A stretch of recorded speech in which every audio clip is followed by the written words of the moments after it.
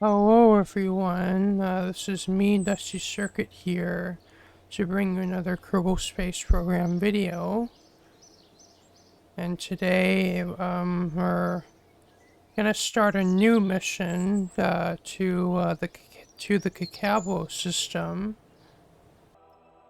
Well, as we've finished all of our missions, like visiting and landing on every planet in the Sunark system, we've already started going to the Alrac system.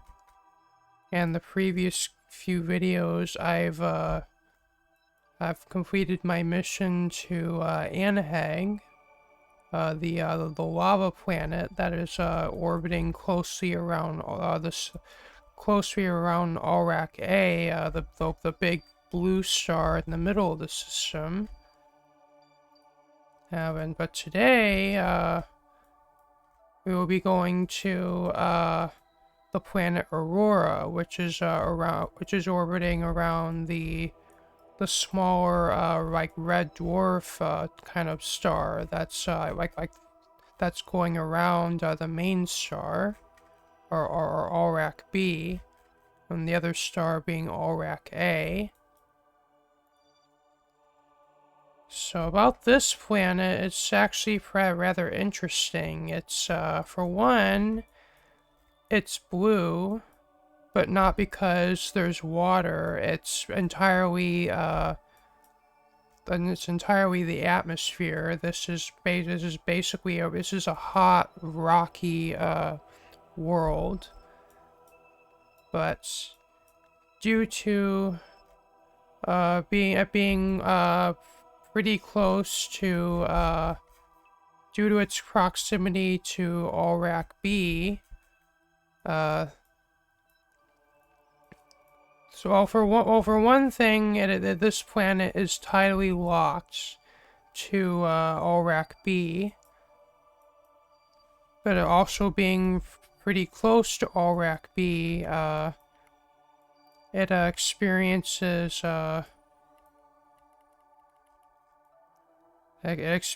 auroras basically all over the side of the planet that is facing Alrac B. As you can see here. And as far as the stats on the planet,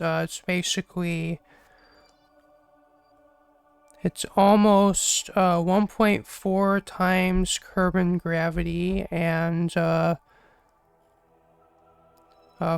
times Kerbin's atmospheric pressure at sea level, and its atmosphere extends up to 86 kilometers above its surface,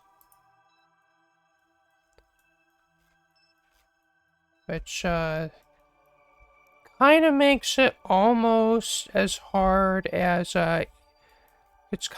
almost as difficult as Eve, like in terms of landing on it and taking off from it, but it's I guess a little bit easier than Eve. Like it's I think Eve has like 1.7 Kerbin gravity,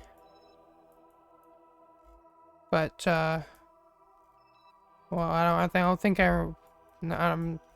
don't remember what its atmospheric pressure is offhand, but pretty sure Eve has more gravity than Aurora, which would make both the re-entry heating of the atmospheric entry would be hotter, and also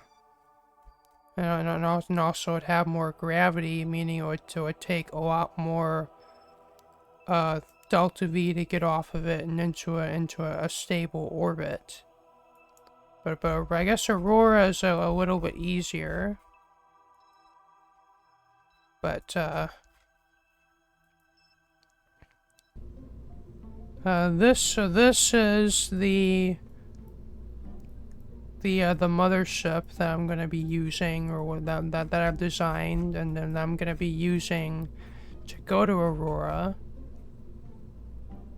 But as far as how we're gonna be landing on it, I actually had two different ideas. So one being I would build a kind of a lander, kind of like of the same kind of style that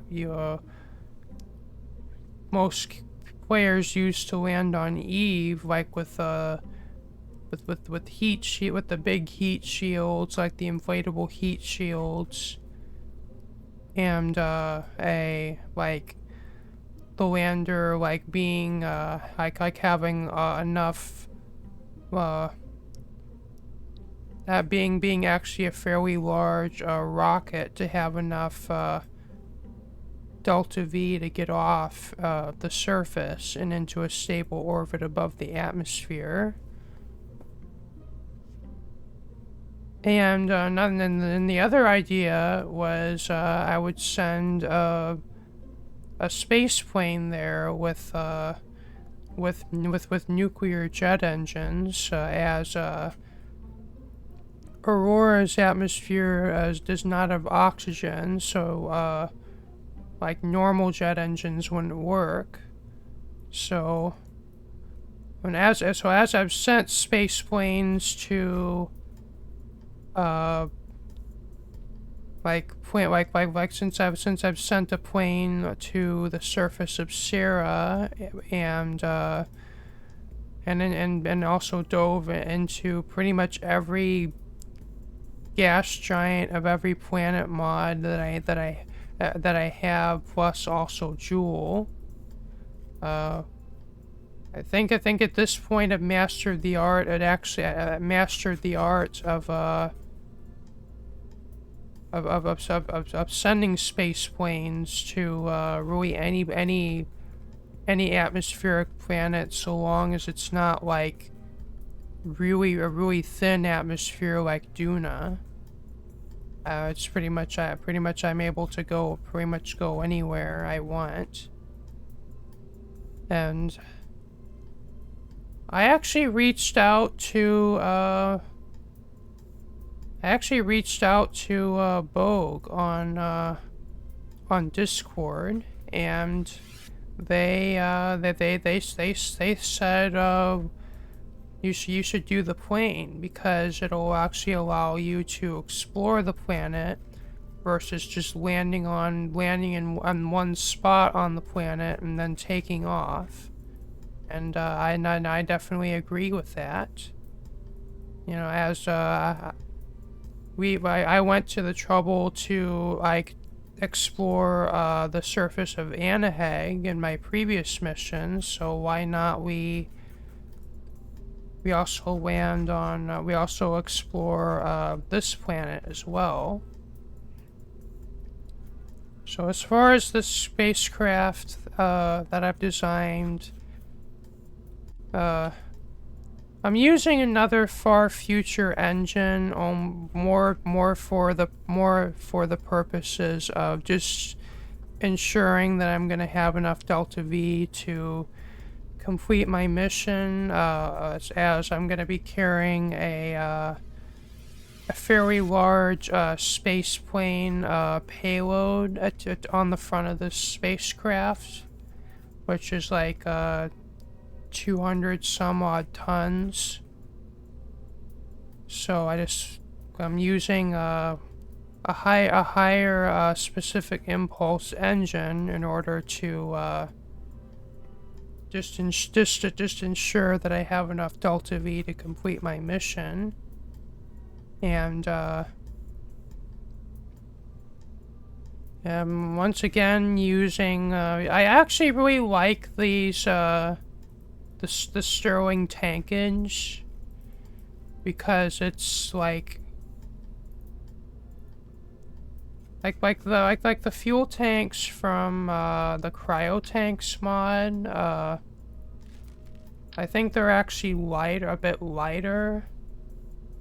Like their dry mass is lighter than these tanks, but they have a fairly low heat tolerance, where the heat tolerance of these tanks is like basically double what these have.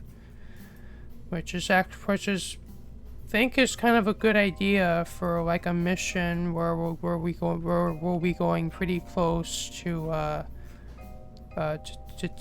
not one but 2 stars. And oh, and I'm also using also for the first time in my series, I'm using these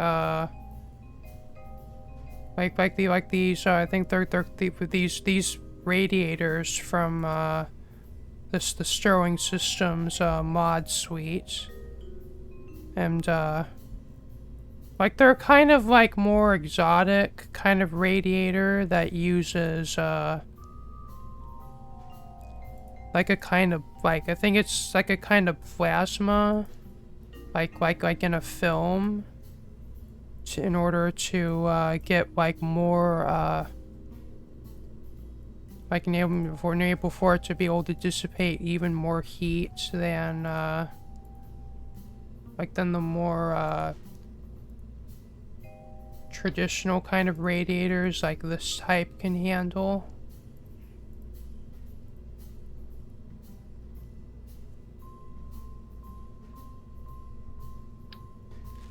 So, I mean, not that it's impossible to use these radiators, like with this engine, but it's, I would have needed a lot of them, and I just, like, more just for the purpose of, I guess, making, like, having to use less radiators, which, and also allowing me to give space to attach, my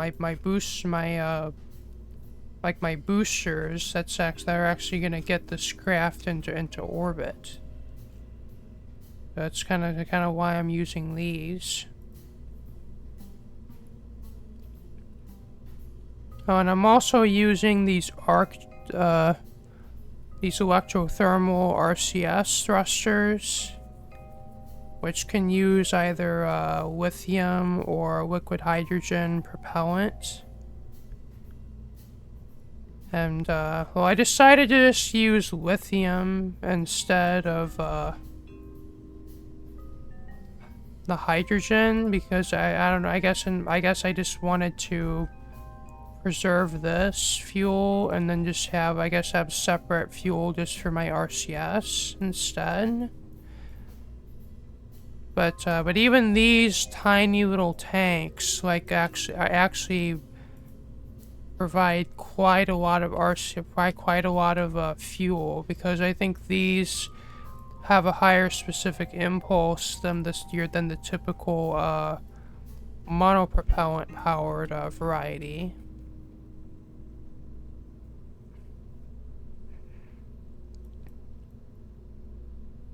Oh, and because this engine requires liquid hydrogen and liquid deuterium and liquid helium-3 fuels, I actually have 2 different fuel tanks. Like all these radial tanks plus the central one are liquid hydrogen, and this tank is liquid deuterium and liquid helium-3. Oh, and I also have these like they're the service tanks from the I think the near future launch vehicles mod, which I've filled up with RTGs to just provide me with the source of power, as to also power this engine, because it requires a lot of power to charge it up, as like it's basically it has a fusion reactor as part of it, which requires charging up before this engine can be fired. Oh, and also these service tanks have a fuel tank in the middle of them, which I have configured as more liquid hydrogen storage.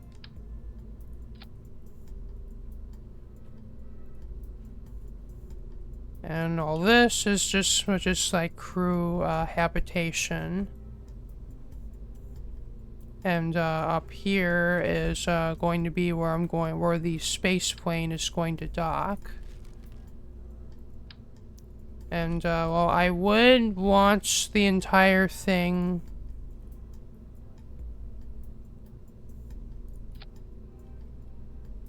Well, I would launch the entire thing, like with the space plane, like on top of this, but I can't seem to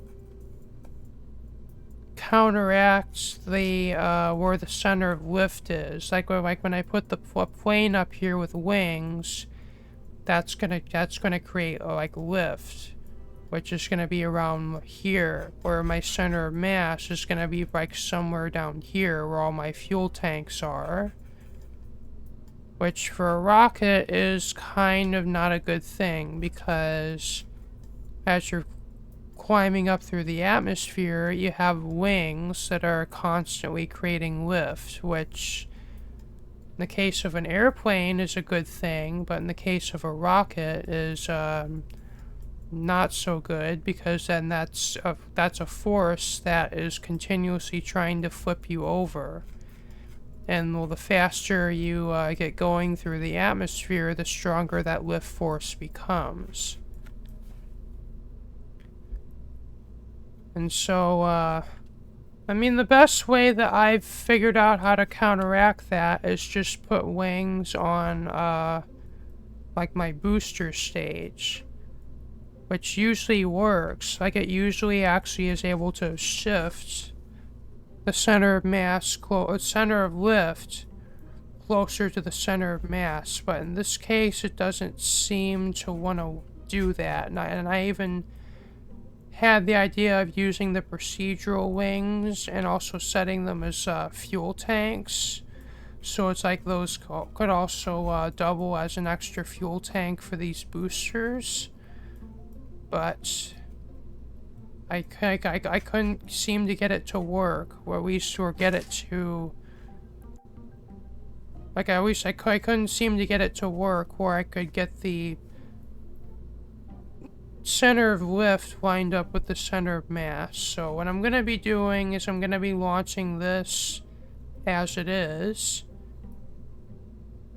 and then I'm just gonna send the space plane into Kerbin orbit by itself.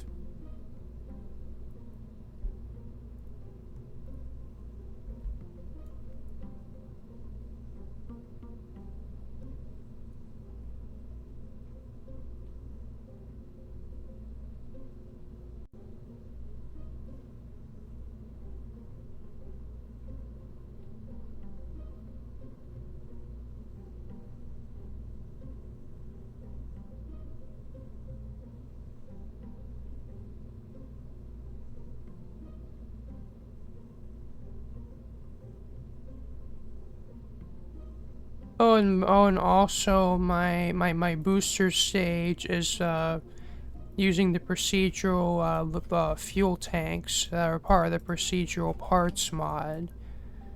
And for my engines, I'm using this engine and this engine that are from the cryo engine extensions. And I also have all these set as liquid hydrogen and oxidizer tanks, as that's what fuel these engines use. And I also have these bipropellant RCS thrusters, which are also using the same fuel as these engines.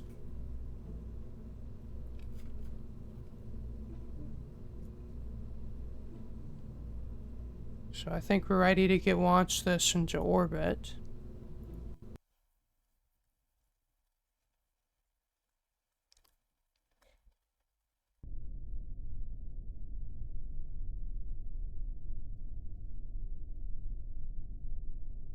And it looks like we have pretty thick clouds over the KSC, but in real life we probably would scrub this launch, but this is KSP, so let's get going. 5, 4, 3, 2, 1. Lift off.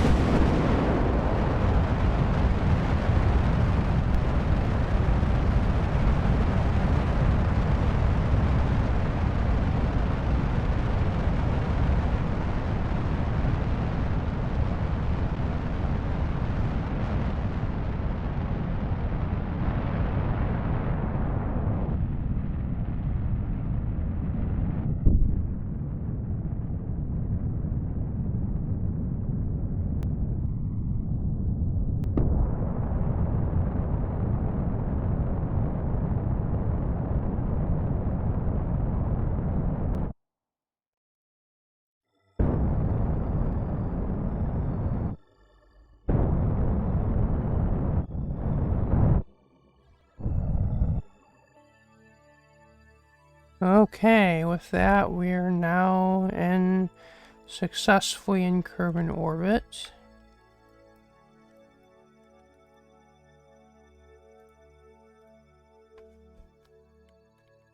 Let's inflate our gravity ring.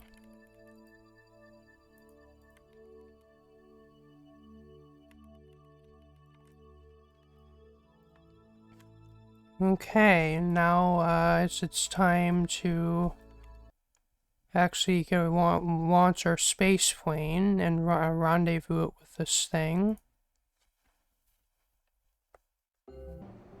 Oh, and this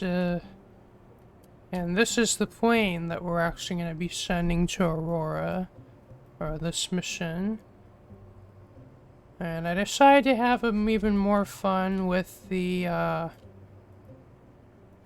Textures Unlimited Recolor Depot mod, which is what allows you to recolor a lot of the spaceplane parts, and it even works with such mods as OPT spaceplanes and the Mark IV spaceplane expansion, and or the Mark IV spaceplane system, I think it was actually called, and I think maybe a few other mods as well. And I also installed Simple Repaint, which kind of gives you more coloring options for parts that the Textures Unlimited Recolor Depot doesn't offer an option for.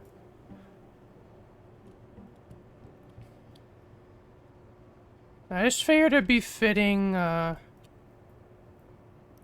like to do a blue space plane this time, since we're going to have a very blue planet. So really most of this plane is like the whole front section is the Mark II fuselage parts, and all the back here is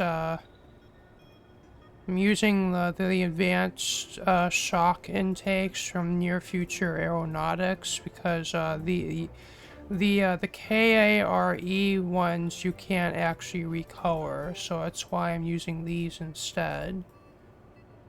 And all this is the aviation fuel tanks from Near Future Aeronautics. And also have some radiators, because both of the Sterling variety and this extendable one from the heat control mod, because I actually installed a patch, either a mod or a patch, I'm not quite sure what it's called. It actually makes the drills, as well as the convertotrons, actually use the system heat I actually use system heat instead of the stock radiators, which I guess would make it a lot easier if you're using these on a ship that uses engines that need the heat, the system heat method for radiators. And you can just use this with that instead.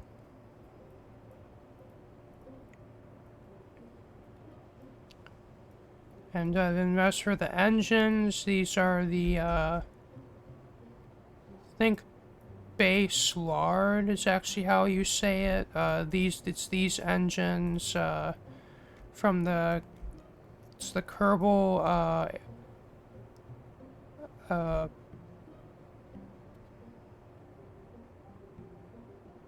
it's this mod.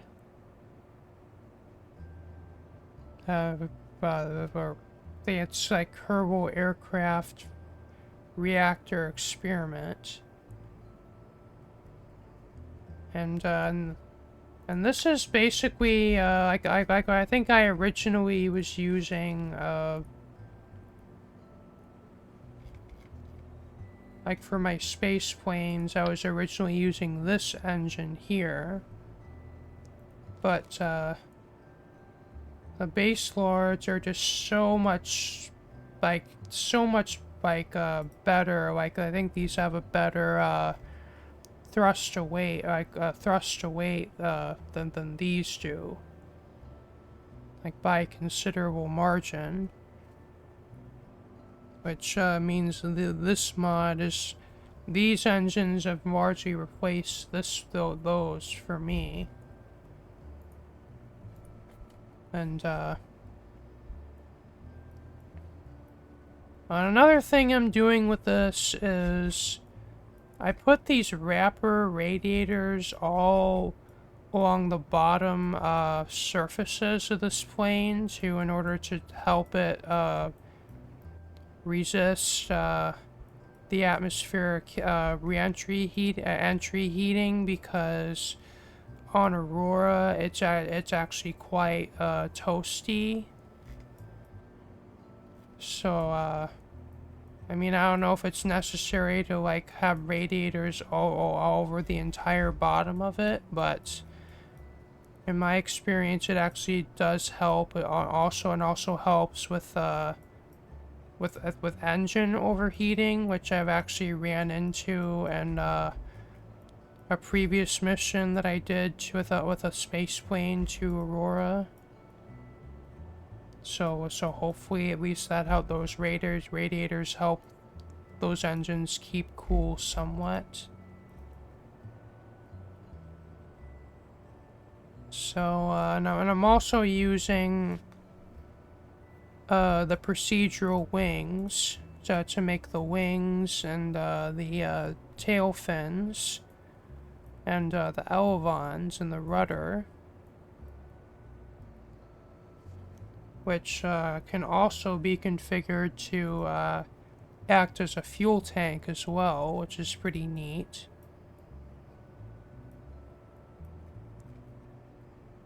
And I also have this tail landing gear because in my experience, when like you position the center of mass kind of like this, so that like when you're taking off, like imagine like the plane is kind of like a seesaw, and like the center of mass is like the fulcrum point. Like when you're taking off, like when you're accelerating and then you pull up like to take off, this can like more easily like act as a fulcrum point to allow the plane to nose up, so it can actually lift off of either the runway or the surface of whatever planet you're landed on. But in my experience, just having this and that this landing gear and the nose gear there sometimes my plane kind of likes to be a little unbalanced, it kind of like it might kind of wants to tip like backwards. So I really like having like this tail landing gear here to kind of help with that. Though, in order to take off, I actually do have to retract that landing gear to allow the plane to actually nose up.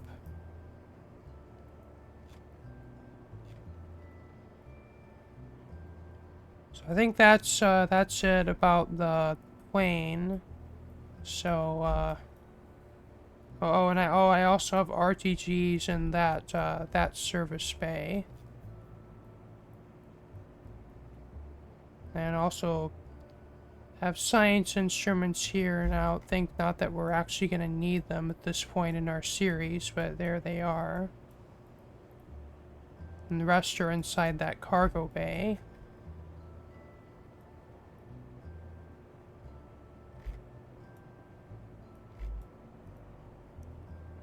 And then these RCS,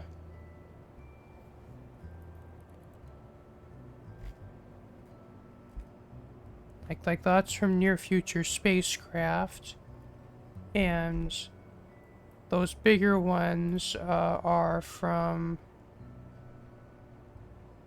the near future aeronautics.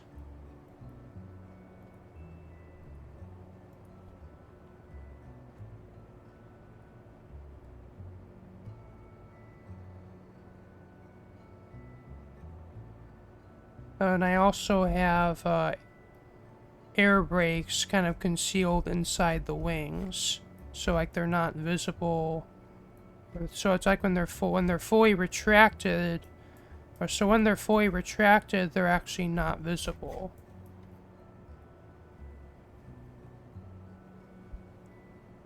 So I think we're ready to launch this plane.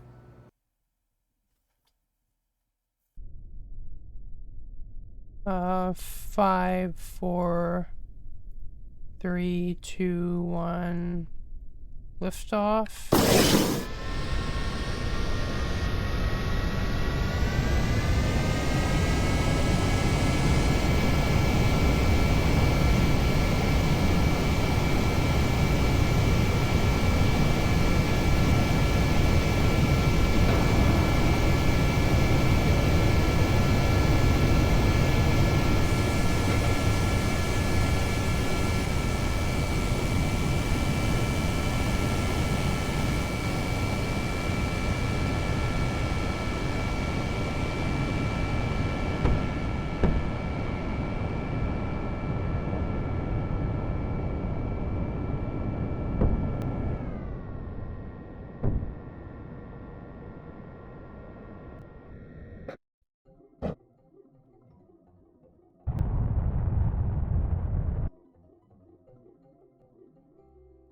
And now I just need to get a rendezvous. And in order to dock, I'm just going to just do the tactic of just have both of our ships face each other. Or in other words, the Matt Lown lazy method of docking.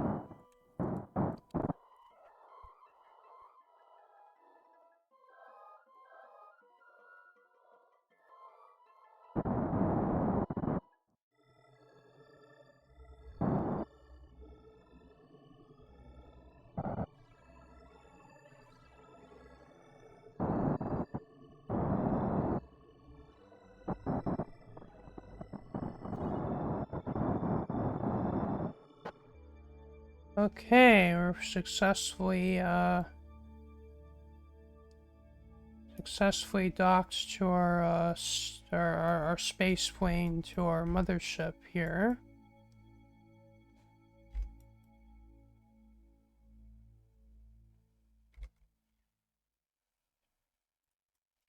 So we just need to orient ourselves prograde.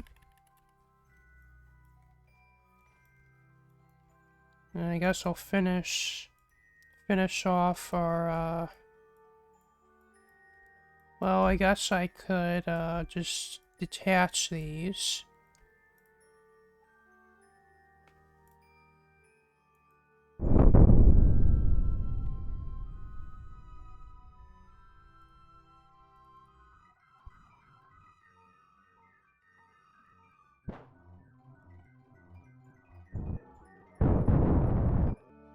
Just kind of get these out of our way.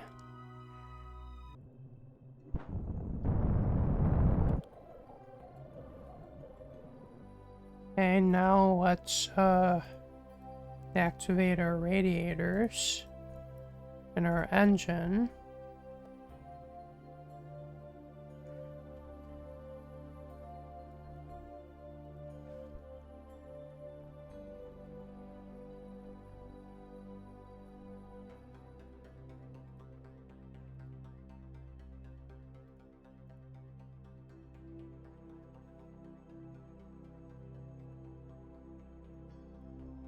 I was wondering where the activate button was, but I just remembered it's not charged. Had to enable startup charging, then enable reactor, and you can enable our engine.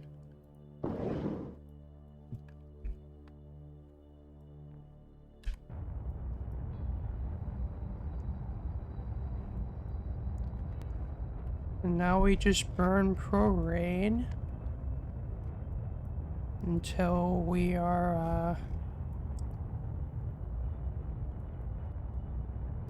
well, we may have to do multiple passes at periapsis to maximize the Oberth effect.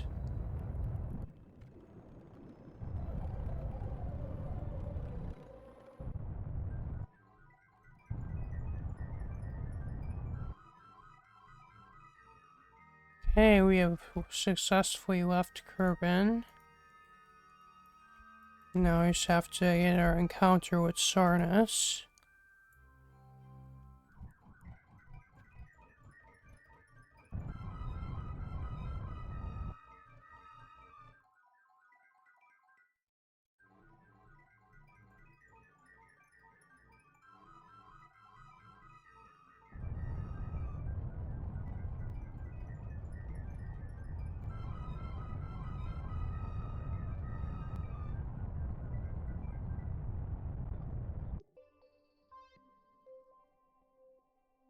Okay. I actually think this time I might be wise to stop at our refueling outpost, only because I want to actually top up the fuel in the Spaceplane, as in order to do this mission correctly, we're gonna like use most of the fuel that's in the plane to actually deorbit for like a safe landing on Aurora.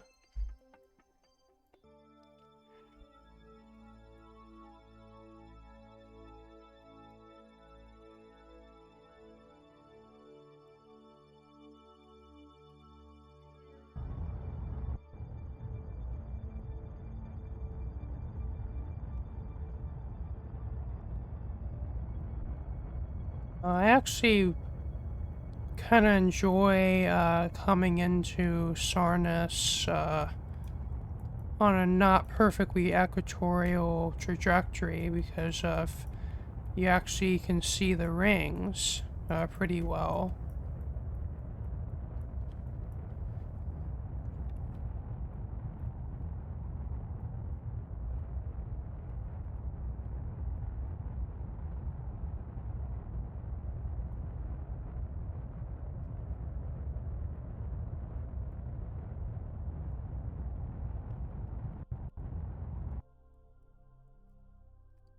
So I think now we'll just get a rendezvous with our refueling station.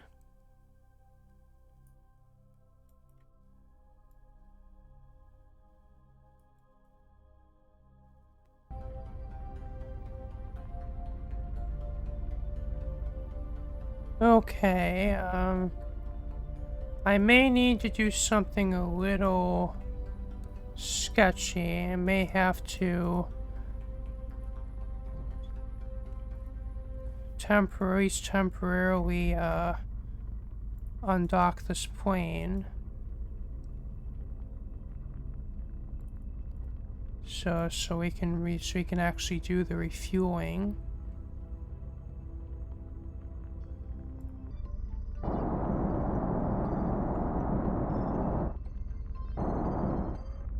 Hey, let's start refueling this plane.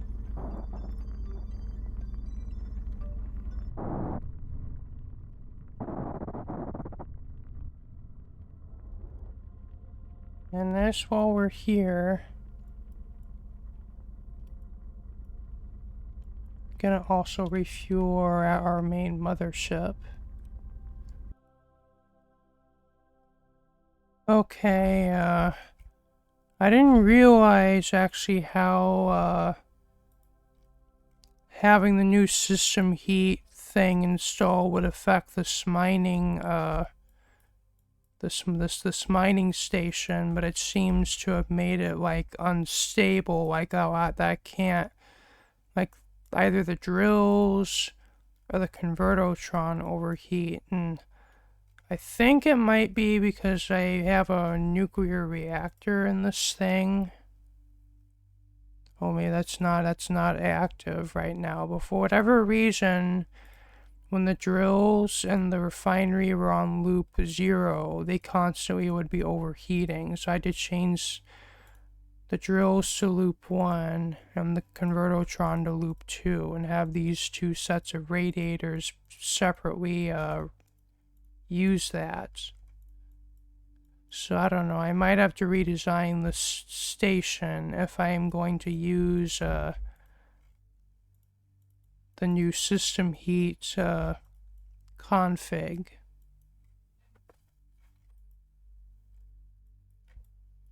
So I guess I'll undock our mothership, redock the plane, and then we'll continue with our mission.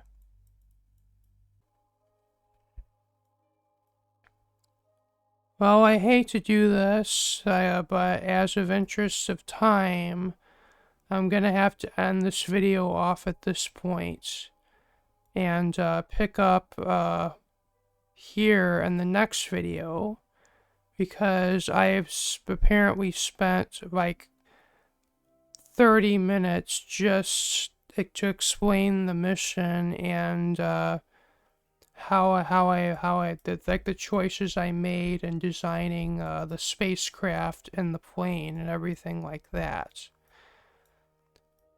So when I'm about as I'm editing this video, I'm about 50 minutes into it. So I'm gonna, as of interest of time, I'm unfortunately gonna have to end this here, or I guess we're not gonna be going to our destination in this episode, unfortunately, but we will in the next episode.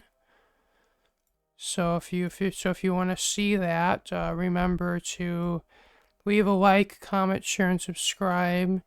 If you want to see my next videos, just hit the bell for notifications. Peace out. Bye.